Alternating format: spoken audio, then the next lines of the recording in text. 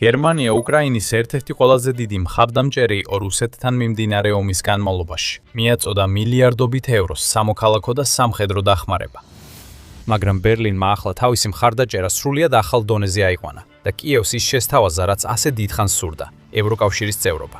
ეს შეიძლება ყველაფერს შეცვლიდეს. მნიშვნელოვნად გააძლიეროს უკრაინის ძალა და გავლენა, ხოლო რუსეთი და მისი პრეზიდენტი ვლადიმერ პუტინი სრულიად უძლურები დატოვოს. ეს მხარდაჭერის უპრეცედენტო გამოხატულებაა და ის ოფიციალურად წერილობით დააფიქსირა გერმანიის კანცლერმა ფრიდრიხ მერცმა, რომელმაც ცოტა ხნის წინ წერილი მისწერა ევროკავშირის ხელმძღვანელებს, ურსულა ფონ დერ ლაიენს და ანტონიო კოსტას. წერილი სააგენტოებს გაუზიარეს ხუთშაბათს 21 მაისს და მალევე გავრცელდა მთელ მსოფლიოში. მერცმა დაიწყო იმ რთული ფაქტის აღიარებით, რომ უკრაინა დიდი ალბათობით უახლოეს მომავალში ვერ გახდება ევროკავშირის სრულფასოვანი წევრი. ცხადია, რომ ჩვენ ვერ შევძლებთ გაწევრიანების პროცესის მალე დასრულებას, თუ გავითვალისწინებთ უამრავ დაბრკოლებას და რატიფიკაციის პროცესის პოლიტიკურ სიფრთხილეებს. ეს ნამდვილად არ იქნება ის, რაც უკრაინის პრეზიდენტ ვოლოდიმირ ზელენსკის სურდა მოესმინა, რადგან ის ომის დაწყებისთანავე ცდილობს თავისი ქვეყანა ევროკავშირში გააწევრიანოს. მართლა, მხოლოდ რამდენიმე დღეში შეჭრის დაწყების შემდეგ უკრაინამ ოფიციალურად მიმართა გაწევრიანების თხოვნით, ხოლო ვოლოდიმირ ზელენსკიმ შემოგთავაზა, რომ შეიქმნას ახალი სპეციალური პროცედურა, რათა დაჩქარდეს ჩვეულებრივი გაწევრიანების პროცესი. რამდენიმე ევროპელმა ლიდერმა მზადყოფნა გამოხატა ამ თხოვნის დაკმაყოფილების მიმართ, ხოლო მრავალი ქვეყანა მხარს უჭერდა დაჩქარებულ გაწევრიანებას, რომელიც უკრაინას ევროკავშირის ყველა კავშირის ყველა პრივილეგიას, რაც შეიძლება მალე მიანიჭებდა. თუმცა მაშინაც კი უმაღლესი თანამდებობის პირები სიმშვიდისკენ მოუწოდებდნენ და აფრთხილებდნენ, რომ ასეთი რამ უბრალოდ ერთ ღამეში ვერ მოხდება. ფონ დერ ლაიენმა, რომელიც ევროპული კომისიის პრეზიდენტია, განაცხადა, რომ ისიც უჭერს მხარს უკრაინის ევროკავშირში გაწევრიანების იდეას, თუმცა გააფრთხილა, რომ ამას დრო დასჭირდება. შემდეგ თვეებში უკრაინას თხოვეს გარკვეული ინფორმაციის მიწოდება და 2022 წლის ივნისის ბოლოსთვის ევროპულმა საბჭომ მას მიანიჭა გაწევრიანების კანდიდატის სტატუსი, რაც უკრაინას სხვა კანდიდატებთან, როგორიცაა ალბანეთი, მოლდოვა, სერბეთი და თურქეთი, ერთად დააყენა. მაგრამ თუ უკრაინას იმედი ჰქონდა, რომ გაწევრიანების უფრო ფართო პროცესიც ასე სწრაფად გადაწყდებოდა, მას მწარედ გაუცრუდებოდა იმედი. ხოლო 2023 წლის დეკემბერში მიიღო ევროპულმა საბჭომ ოფიციალური გადაწყვეტილება კიევთან გაწევრიანების მოლაპარაკებების გახსნის შესახებ და ქვეყანას კიდევ 6 თვე მოუწია ლოდინი, სანამ ეს მოლაპარაკებები რეალურად დაიწყებოდა. თუმცა დროის გასვლასთან ერთად ჩანდა, რომ უკრაინა ნელ-ნელა უახლოვდებოდა იმ ევროკავშირის წევრობას, რომელსაც ასე ძალიან სურდა და ამით ის მიყვებოდა სხვა ყოფილი საბჭოთა რესპუბლიკების, ესტონეთის, ლატვიისა და ლიტვის კვალს, რომლებიც უკვე გაწევრიანდნენ ევროკავშირში. თუმცა 2025 წლის ივნისში უნგრეთმა ვიქტორ ორბანის მმართველობის პირობებში, რომელიც დიდი ხნის განმავლობაში ითვლებოდა პუტინის გავლენის აგენტად ევროკავშირში, დაბლოკა უკრაინისთვის გაწევრიანების მოლაპარაკებების გახსნა. და მიუხედავად იმისა, რომ ორბანი მას შემდეგ უკვე გადაყენებულია, მრავალი ნიშანია იმისა, რომ სრული წევრობა ჯერ კიდევ შორს არის. მაგალითად, თავად მერცმა გასული წლის ივლისში თქვა, რომ ამას შეიძლება რამდენიმე წელი დასჭირდეს, ხოლო ფონ დერ ლაიენმა აღნიშნა, რომ ქვეყანას შეუძლია ევროკავშირში გაწევრიანება 2030 წლისთვის, თუ შეძლებს მიმდინარე რეფორმების ტემპის შენარჩუნებას, რაც აუცილებელია კავშირის მკაცრი სტანდარტების დასაკმაყოფილებლად. უკრაინას არ სურს ამდენ ხანს ლოდინგი და ისეთი ლიდერები, როგორიცაა მერცი, ალტერნატიულ გადაწყვეტილებებს განიხილავენ, რათა ქვეყანას თავისი მიზნებისკენ დაახლოონ, რაც ისევ წევილზე გვაბრუნებს. მას შემდეგ, რაც აღიარა, რომ სრული წევრობა შესაძლოა ჯერ კიდევ შორს იყოს, მერცმა დაწერა. რაც მე წარმომიდგენია არის პოლიტიკური გადაწყვეტა, რომელიც უკრაინას დაუყოვნებლივ მნიშვნელოვნად დაახლოებს ევროკავშირთან და მის ძირითად ინსტიტუტებთან. შემდეგ მან დეტალურად აღწერა თავისი გეგმა, უკრაინისთვის ევროკავშირის ასოცირებული წევრის სტატუსის მინიჭება, როგორც დროებითი შეთანხმება, სანამ სრული გაწევრიანება ოფიციალურად მოხდება. მნიშვნელოვანია აღინიშნოს, რომ ასოცირებული წევრობა ამჟამად ევროკავშირის არც ერთ წესებსა და რეგულაციებში ოფიციალურად არ არსებობს. ასე რომ ფრიდრიხ მერცი ფაქტობრივად სთავაზობს, რომ კავშირმა შექმნას სრულიად ახალი წევრობის კატეგორია სპეციალურად უკრაინისთვის, თუმცა თეორიულად მომავალში ის შეიძლება სხვა ქვეყნებისთვისაც იქნას გამოყენებული. კანცლერმა შემდეგ დეტალურად განმარტა, თუ რას უნდა მოიცავდეს მისი აზრით ეს ახალი სტატუსი. უფრო კონკრეტულად, მან თქვა, რომ ასოცირებულ წევრს უნდა შეეძლოს ისარგებლოს დამატებითი უფლებებითა და დაცვით, შედარებით ჩვეულებრივ გაწევრიანების კანდიდატთან, ამასთან ერთად მას ექნება დამატებითი ვალდებულებები, რათა ეფექტურად დაიმსახუროს ეს უფლებები და დაცვა. სხვა საკითხებთან ერთად მერცმა განაცხადა, რომ ასოცირებული წევრის სტატუსით უკრაინას შეიძლება მონაწილეობა მიიღოს ევროკავშირის შეხვედრებში ხმის მიცემის უფლების გარეშე. ეს უკვე ძალიან დიდი მნიშვნელობისაა, რადგან ეს ის ადგილებია, სადაც ევროკავშირის მთავრობები რეალურად იკრიბებიან მნიშვნელოვანი გადაწყვეტილებების მისაღებად. სწორედ აქ ისინი კოორდინაციას უწევენ სანქციებს რუსეთის წინააღმდეგ, მაგალითად, ან განიხილავენ, როგორ დაეხმარონ უკრაინას სამხედრო ან ჰუმანიტარული გზებით. ასევე აქვე განიხილავენ და იღებენ გადაწყვეტილებებს სხვა მრავალ მნიშვნელოვან საკითხზე, რომლებიც რეალურად ეხება უკრაინას, როგორც ახლა, ასევე მომავალშიც. მაგალითად, ენერგეტიკულ პოლიტიკაზე, აღდგენის დაფინანსებაზე და დიპლომატიურ სტრატეგიებზე. თუ უკრაინას შეეძლებოდა ამ შეხვედრებში მონაწილეობა, კიევის ოფიციალური პირები თავად შეძლებდნენ პირდაპირ გავლენა მოეხდინათ და ფორმა მიეცათ დისკუსიებისთვის, ნაცვლად იმისა, რომ მხოლოდ მოკავშირეებს დაეკრდნონ მათი წარმომადგენლობისთვის და საუკეთესო შედეგის იმედი ჰქონდეთ.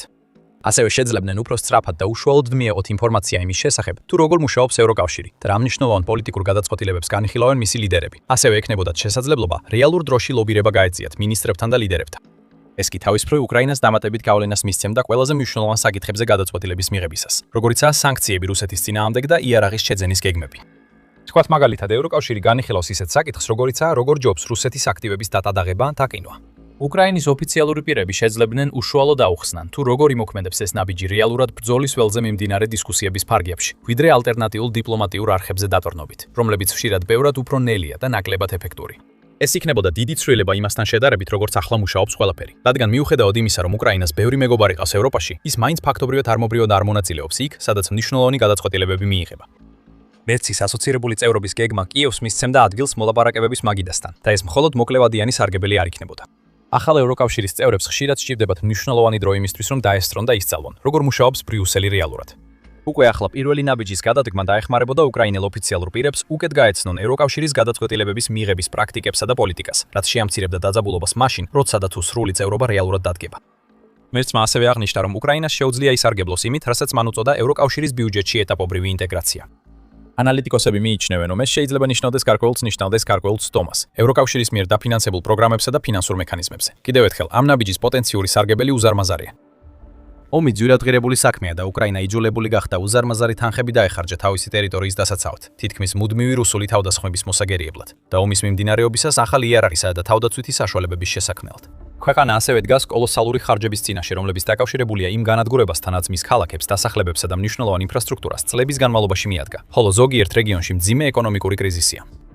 შესაძლებელია, რომ ევროკავშირის ბიუჯეტზე უფრო ღრმა წვდომამ უკრაინას დაეხმაროს მიიღოს საჭირო თანხები აღდგენისთვის, ახალი ინფრასტრუქტურის განვითარებისთვის, ინდუსტრიის მხარის მხარდაჭერისთვის, ტრანსპორტისა და სხვა საჭიროებებისთვის.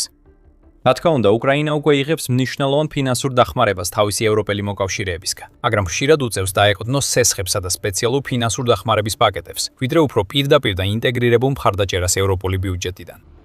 გრძელვადიან პერსპექტივაში ეს შეიძლება საოცრად წაადგეს ქვეყნის მძიმედ დაზარალებულ ეკონომიკას. უკვე ვნახეთ, რა საოცარი გავლენა შეიძლება კონდეს ევროკავშირის ბიუჯეტს სხვა ქვეყნებზევე, რადგან ევროპულმა ფინანსურმა მხარდაჭერამ ფაქტობრივად გარდაქმნა პოლონეთის, რუმინეთისა და ბალტიისპირეთის ქვეყნების ეკონომიკა, რომ რამდენიმე მთავარ მაგალითს გამოვყოთ. ის გამოიყენეს გზების, რკინიგზებისა და პორტების ასაშენებლად, ასევე ციფრული ინფრასტრუქტურის, განათლების, კვლევისა და თავდაცვის გასაუმჯობესებლად. უკრაინისთვის ასეთი ფინანსური ხელმისაწვდომობა შეიძლება დაეხმაროს ომით დაზიანებული რეგიონების აღდგენაში, ასევე ქვეყნის იმ ინდუსტრიების გაუმჯობესებასა ან მოდერნიზებაში, რომლებიც ომის დროს გარკვეულწილად უყურადღებოდ დარჩა ან ჩამორჩა. და ევროპულ მომარაგების ჯაჭვებთან ინტეგრაციის გაღრმავებაში, რაც ქვეყანას ძველ საბჭოთა სისტემებზე ნაკლებად დამოკიდებულს გახდის. მოკლედ, ეს მხოლოდ დადებითად იმოქმედებს ქვეყნის ეკონომიკურ ზრდასა და მომავალი ემშეპებს პერსპექტივებზე, მაგრამ ეს მხოლოდ დასაწყისია. მეცის გეგმაში ასევე შედის კიდევ უფრო დიდი სარგებელი, რომელიც შეიძლება დრამატულად შეცვალოს უკრაინის შანსები ამ ომში გამარჯვებისთვის. მაგრამ სანამ ამაზე ვისაუბრებთ, გეტყვით, რატო ვქნით სამხედრო შოუს? რათა აგიხსნათ, როგორ მოქმედებს ძალაუფლება სინამდვილეში. თუ აქ პირველად ხართ, გამოიწერეთ არხი, რომ არ გამოგჩეთ შემდეგი ამები. გერმანიის კანცლერი ასევე თვლის, რომ თუ უკრაინას ასოცირებული წევრის სტატუსს მიენიჭებენ, მას უნდა კონდეს შესაძლებლობა გამოიყენოს ევროკავშირის ხელშეკრულებების 42.7 მუხლი ურთიერთდახმარებისა და თავდაცვის შესახებ. 42.7 მუხლი თითქმის იგივეა, რაც ნატოს მეხუთე მუხლი, რომელიც ამბობს, რომ თუ რომელიმე წევრ ქვეყანას თავს დაესხმებიან, ყველა დანარჩენი წევრი უნდა დაეხმაროს მას. ის ნათლად ამბობს, რომ თუ წევრი სახელმწიფო შეიარაღებული აგრესიის მსხვერპლი გახდება საკუთარ ტერიტორიაზე, სხვა წევრ სახელმწიფოებს ეკისრებათ ვალდებულება ყველა შესაძლო საშუალებით გაუწიონ მას დახმარება და მხარდაჭერა. როგორც კი რომელიმე წევრი სახელმწიფო ამ მუხლს ამოქმედებს, აღარ არის საჭირო ევროპული საბჭოს ფორმალური განხილვა, გადაწყვეტილება ან რაიმე ერთსულოვანი კენჭისყრა. ყველა ავტომატურად უნდა გაერთიანდეს, რათა მხარი დაუჭიროს გაჭირვებაში მყოფერს. მერცის სიტყვებით ეს უზრუნველყოფს მნიშვნელოვან უსაფრთხოების გარანტიას უკრაინისთვის, როგორც ახლო, ისე გრძელვადიან პერსპექტივაში. ეს ასევე ძალიან მკაფიო გზავნილს გაუგზავნის მოსკოვს, რომ ის აღარ ომობს მხოლოდ უკრაინასთან, არამედ მთელი ევროპის წინააღმდეგ. ზოგი მხრივ, ეს უკვე გარკვეული დრო ასეა, სადღან ევროკავშირის ქვეყნები და ალიანსის გარეთ მყოფი სხვებიც, მაგალითად გაერთიანებული სამეფო, კონფლიქტის დასაწყისიდანვე მხარს უჭერენ კიევს. თუმცა ეს აშკარად სხვა დონეზე გადაიყვანდა მოვლენებს, რადგან ევროკავშირის ქვეყნები აღარ იქნებოდნენ მხოლოდ ისინი, ვინც უკრაინას ნებაყოფლობით ეხმარებოდნენ, არამედ ვალდებულნი იქნებოდნენ ასე მოქცეულიყვნენ. ეს აუცილებლად არ ნიშნავს იმას, რომ ევროკავშირის ჯარები დაუყოვნებლივ ჩაერთვებიან ომში. ჩვენ ნაკლებად ვიხილავდით ბრიტანეთის, გერმანიის ან საფრანგეთის ჯარებს ფრონტის ხაზზე საბრძოლო ზონებში, რადგან სტატია რეალურად ამბობს, რომ თითოეულ ქვეყანას აქვს უფლება თავად განსაზღვროს, რა სახის დახმარებას გაუწევს. ნეიტრალური ქვეყნები, მაგალითად ირლანდია, შეიძლება არამილიტარულ დახმარებას გაუწევდნენ, ხოლო სხვები შეძლებდნენ დახმარებას დაზვერვას, დაზვერვით, ლოგისტიკითა და ეკონომიკური მხარდაჭერით. შემდეგ ქვეყნებმა, რომლებსაც აქვთ მნიშვნელოვანი სამხედრო ბიუჯეტები და თავდაცვის ინდუსტრიები, როგორიცაა საფრანგეთი და გერმანია, შეიძლება აუთქვან ყველაფერი ტანკებიდან და ქვეითთა საბრძოლო მანქანებიდან საჰაერო თავდაცვამდე და საბრძოლო მასალებამდე. კიდევ ერთხელ, ეს უკვე ხდება, მაგრამ მერცის გეგმა ამას მნიშვნელოვნად გააძლიერებდა. ამასობაში რუსეთს მოუწევს იფიქროს, რას ნიშნავს ეს გადაწყვეტილება, რადგან უკრაინაში ნებისმიერი გაგრძელებული აგრესია შეიძლება ისე იქნას განხილული, როგორც თავად ევროკავშირში შეჭრა, რაც გამოიწვევს იმგვარ რეაქციას, რომელთან გამკლავებაც კრემლის საომარ მანქანას შეიძლება გაუჭირდეს. ზელოდიან პერსპექტივაში ასეთი ტიპის დაცვა უკრაინისთვის შეუფასებელი შეიძლება იყოს. ზელენსკიმ არაერთხელ გაამახვილა ყურადღება უსაფრთხოების გარანტიების მნიშვნელობაზე. მას ხშირად უთქვამს, რომ არც ერთი სამშვიდობო შეთანხმება არ იქნება მიღწეული, თუ უკრაინას არ ექნება გარკვეული გარანტია, რომ ეს ომი აღარ განმეორდება და რომ პუტინს არ მისცემენ უფლებას უბრალოდ რამდენიმე წელი გამოიყენოს თავისი შეიარაღებული ძალების აღსადგენად, რათა შემდეგ ახალი საბაბით ისევ შეიჭრას. უკრაინის პრეზიდენტს შესაძლოა ოდესღაც ჰქონდა იმედი, რომ ეს უსაფრთხოების გარანტიები ნატოში გაწევრიანების სახით იქნებოდა.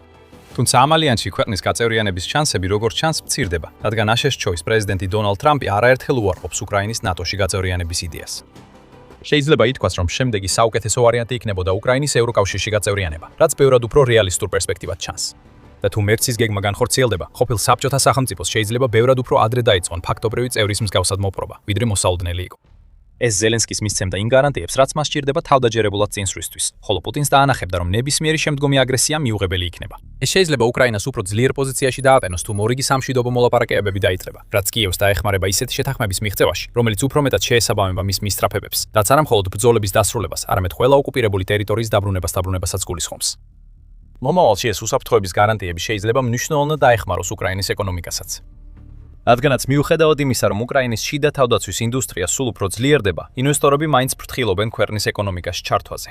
თუნდაც ომი დასრულდეს, მათ ყოველთვის ექნებათ შიში, რომ კიდევ ერთი შეჭრა ქვეყანას კვლავ ქაოსში ჩააგდებს.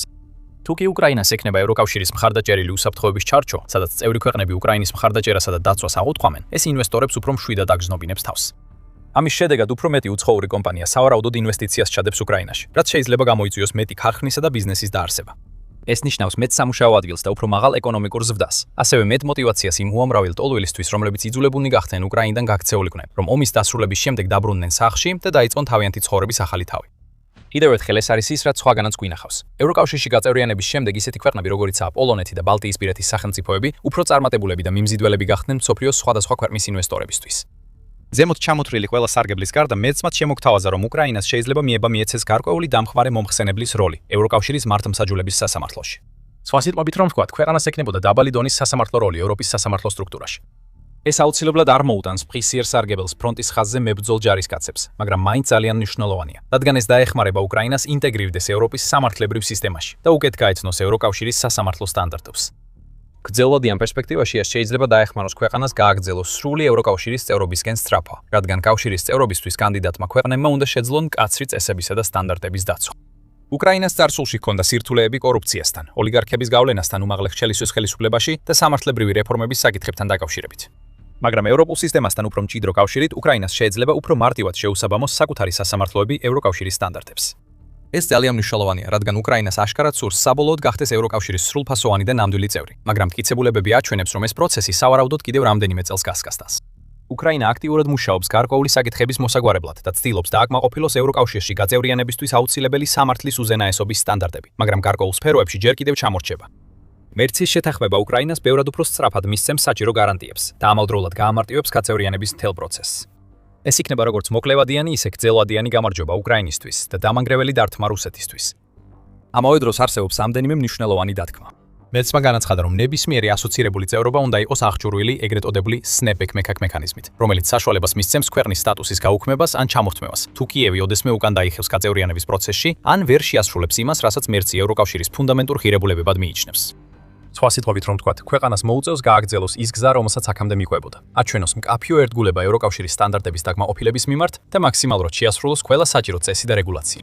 წინააღმდეგ შემთხვევაში მას გარიცხავენ. საბედნიეროდ ამაზე არანაირი მინიშნება არ არსებობს. მიუხედავად იმისა, რომ ზოგიერთ სფეროში ჯერ კიდევ ცოტათი მოდუნებულია და აქტიურად აწარმოებს ომს, რაც ცხადია ყველაფერს ართულებს, ქვეყანამ როგორც ევროპული კომისიის თქმით, შთამბეჭდავი უნარი აჩვენა რეფორმების განხორციელებაში. მან მნიშვნელოვანი გაუმჯობესებები შეიტანა თავის სასამართლო სისტემასა და საბაზრო ეკონომიკაში. ასევე იღებს ზომებს კორუფციისა და ფულის გათეთრების წინააღმდეგ და ეროვნულ უმცირესობებსაც მეტი უფლებები მიანიჭა. ეს ყველაფერი მნიშვნელოვანია როგორც მოკლევადიანი ასოცირებული წევრობის გეგმისთვის, ასევე ქვეყნის გრძელვადიანი სრული წევრობის ამბიციებისთვის. ამ წინადადებას ერთადერთი სხვა დათქმა აქვს ის, რომ შეიძლება აღიქმებოდეს როგორც გზა, რომლითაც ევროკავშირს შეუძლია მომავალში უკრაინისთვის სრული წევრობის მინიჭება, ან შეაფერხოს, ან საერთოდ უარი თქვას, რადგან შეიძლება იდაოს, რომ ასოცირებული წევრობის სტატუსი საკმარისია ქვეყნის საჭიროებებისთვის. თუმცა მელცმა და სხვა ევროკავშირის ოფიციალურმა პირებმა არაერთხელ გაამახვილეს ყურადღება იმაზე, რომ უკრაინის ევროკავშირის წევრად მიღების გეგმები კვლავ მტკიცედ ძალაშია. სხვა სიტყვებით რომ ვთქვათ, მერცის გეგმა არ ისახავს მიზნად სრული გაწევრიანების პროცესის ჩანაცვლებას ან შეცვლას. ეს უბრალოდ დროებითი გამოსავალია. გზა, რომლითაც უკრაინას შეუძლია მიიღოს დამატებითი მხარდაჭერა და უფლებები, რაც სჭირდება ომში თავისი პოზიციის გასამყარებლად. როგორც თავად მერცი წერს, ჩემი წინადადება ასახავს უკრაინის განსაკუთრებულ მდგომარეობას, ქვეყანას, რომელიც ომშია. ეს თელს შეუწყობს მიმდინარე სამშვიდობო მოლაპარაკებებს, როგორც მოლაპარაკებით მიღწეული სამშვიდობო გადაწყვეტის ნაწილს.